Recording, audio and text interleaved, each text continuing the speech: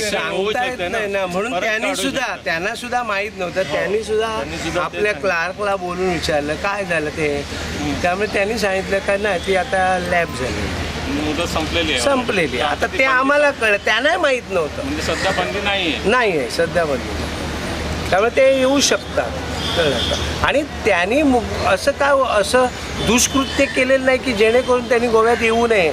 निष्कारण गोव्यात येण्याची बंदी घातली गेली होती, की आम्ही सुद्धा त्यावेळी त्याचा निषेध केला होता. ही बंदी योग्य नव्हे, कारण त्याने असं काय देशद्रोह कार्य केलेलं नाही आहे. एक व्यसनमुक्ती संदर्भात त्यांनी काही वेळा काही केलं असेल, परंतु ते व्यसनमुक्ती व्हावी म्हणून रॅली काढायला परवानगी दिली जाते. PFI सारखी कॉन्ट्रोवर्शियल आहे, वादग्रस्त संघटना इथं कार्य करते. त्यांची इथं कॉन्फरन्सला विरोध केल्यानंतर सुद्धा त्यांना इथं कार्य करण्यासाठी मुभा दिली जाते. आणि अशा परिस्थितीत आज कोर्टातून निर्दोष झालेल्या व्यक्ती म्हणजे एक संस्कृती रक्षणाचं आणि चांगलं कार्य करतं देवाधर्माच्या दृष्टीने, अशा व्यक्तींना अडवणूक करण्याची काय गरज आहे, हाही मुद्दा या माध्यमातून आम्ही शासन प्रशासनापुढे मांडू इच्छितो.